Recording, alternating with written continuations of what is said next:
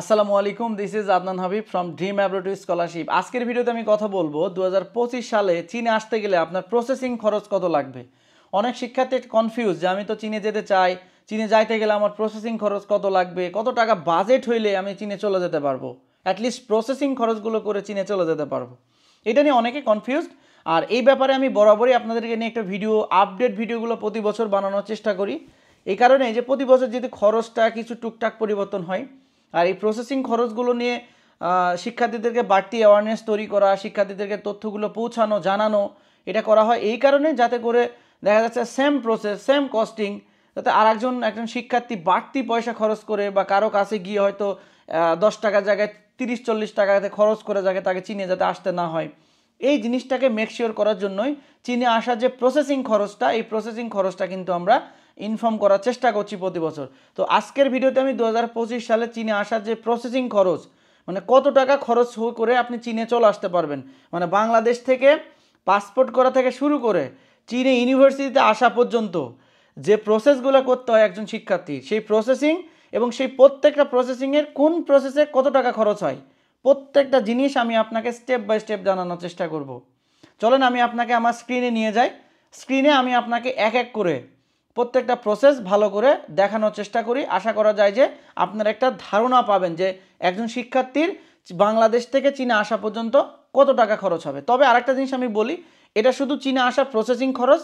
আপনি যদি কারো সহযোগিতা নিয়ে অ্যাডমিশন নিয়ে থাকেন, সে যদি আপনার কাছ থেকে পারিশ্রমিক নেয়, ডেফিনেটলি সেটা আলাদা বিষয়। আপনি কত টাকা পারিশ্রমিক দিয়ে আসবেন সেটা ডেফিনেটলি আপনার একান্তই ব্যক্তিগত চুক্তি। যেমন আপনি আমার যদি সহযোগিতা নেন, আমি একটা ন্যূনতম পারিশ্রমিক রেখে শিক্ষার্থীদেরকে সহযোগিতা করি। আমার যদি হেল্প নেন, ভিসা হয়ে যাওয়ার পরে আমার পারিশ্রমিক আলাদা আমাকে পে করতে হবে, বাট আপনার প্রসেসিং খরচের সাথে ওটা কোনো ইনভলভ না, বা ওটা কখনো প্রসেসিং খরচের মধ্যে পড়ে না। ঠিক আছে, আপনি এখন আমার সহযোগিতা নেবেন কি আরেকজন কারো সহযোগিতা নেবেন, ইটস আপ টু ইউ। আপনি যার সহযোগিতা নেবেন তাকে কত টাকা পারিশ্রমিক দিয়ে তার সহযোগিতা নেবেন সেটা আলাদা সাবজেক্ট। তবে একটা জিনিস আমি আপনাকে রিকমেন্ড করি, বাংলাদেশ থেকে যে স্টুডেন্টগুলো চীনে পড়াশোনা করতে আসে, এক একজন এক এক রকম টাকা পয়সা দিয়ে চীনে আসছে, এক একজনের সহযোগিতা নিয়ে চীনে আসছে। আপনার যদি বাজেট সমস্যা থাকে, টাকা পয়সার সংকুলন থাকে, তাহলে আমি বলবো চাইলে আমাদের সাথে যোগাযোগ করতে পারেন। আমরা মূলত একটু মিডিল ক্লাস ফ্যামিলি বা যাদের একটু টাকা পয়সার সংকট, তাদেরকে নিয়েই মূলত আমরা বেশি কাজ করি, এবং বাংলাদেশের মধ্যে সবচেয়ে কম পারিশ্রমিক নিয়ে আমরা বাংলাদেশি শিক্ষার্থীদেরকে সহযোগিতা করছি। তো আপনার যদি টাকা পয়সার সংকট থাকে, যদি হিসাব নিকাশ করে আপনাকে চলতে হয়, হিসাব নিকাশ করে যদি চীনে আসতে থাকে, তাহলে আমি বলবো আপনি চাইলে আমাদের সহযোগিতা নিতে পারেন। এতে করে হয়তো অন্য জায়গায় হয়তো 20 টাকায় আপনি প্রসেসটা করতে পারবেন, আমাদের কাছে আসলে হয়তো 10 টাকার ভিতরে আপনার প্রসেসটা হয়ে যাবে। অন্য দেশে অলমোস্ট অর্ধেক পারিশ্রমিক নিয়ে আমরা শিক্ষার্থীদেরকে সহযোগিতা করি। এটা আমাদের সাথে আলাপ আলোচনা করলে বা আমাদের সার্ভিস চার্জগুলোকে নিয়ে অ্যানালাইসিস করলে আপনি ব্যাপারগুলোকে বুঝতে পারবেন।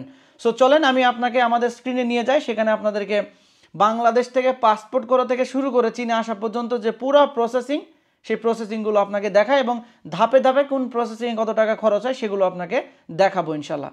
তো স্ক্রিনে দেখতে পাচ্ছেন প্রথম থেকে শেষ পর্যন্ত আমি পুরো একটা চার্ট দিয়ে দিয়েছি যে বাংলাদেশ থেকে একজন শিক্ষার্থী চীনে আসা পর্যন্ত তার কি কি ধাপে খরচ লাগে। পাসপোর্ট, তার অ্যাপ্লিকেশান, রেজিস্ট্রেশন, ভিসা, মেডিকেল, তারপরে তার এখানে আসার পরে airport pick up, health insurance, visa renew, China আসার পরে মেডিকেল করতে হয়, ফটো তুলতে হয়, হোয়াট এভার যত প্রসেসিং আছে A to Z প্রসেসিংয়ের লিস্ট কিন্তু আমি স্ক্রিনে দিয়ে দিয়েছি, আপনারা দেখতে পাচ্ছেন। এই স্ক্রিনে লিস্ট ধরে ধরে আপনারা কিন্তু যদি টোটাল একটা অ্যামাউন্ট বের করেন, যে প্রত্যেকটা খরচ কিন্তু আমি বাংলা টাকায় কনভার্ট করে দিয়েছি, যে কোন প্রসেস, ওই প্রসেসে বাংলা টাকায় কত টাকা লাগবে আমি কিন্তু সুন্দর করে নোট করে দিয়েছি। এখন টোটাল বের করতে পারবেন আপনি নিজেই, যে আপনার তাহলে বাংলাদেশ থেকে চীনে আসা পর্যন্ত আপনার ক টাকা খরচ লাগছে। ধরলাম আমি একটা আনুমানিক ধরলাম যে আপনার 70,000 টাকার মতো খরচ লাগছে টোটাল, অ্যাপ্লিকেশন থেকে শুরু করে চীনে আসা পর্যন্ত টোটাল মনে করেন 70,000-এর মতো আপনার বাজেট লাগছে। তাহলে 70,000 টাকা, 70 থেকে 75,000 যদি লাগে, সেটা কি হলো আপনার ব্যক্তিগত প্রসেসিং ফি বাংলাদেশ থেকে চীনে আসা পর্যন্ত। এখন এটার সাথে আপনি যার সহযোগিতা নেবেন তাকে কয় টাকা পারিশ্রমিক দিবেন, ইটস আপ টু ইউ। আমি আশা করি আপনাদেরকে বুঝাতে পেরেছি যে বাংলাদেশ থেকে চীনে আসা পর্যন্ত একজন শিক্ষার্থীর কি কি প্রসেসিং এবং কোন প্রসেসিংয়ে কত টাকা ব্যয়, এটা A to Z একটা ক্লিয়ারেন্স কিন্তু আপনারা এখান থেকে পেয়ে গেছেন ইনশাল্লাহ। সো এই ছিল আজকের ভিডিওতে। সবাই ভালো থাকবেন, সুস্থ থাকবেন, আল্লাহ হাফেজ।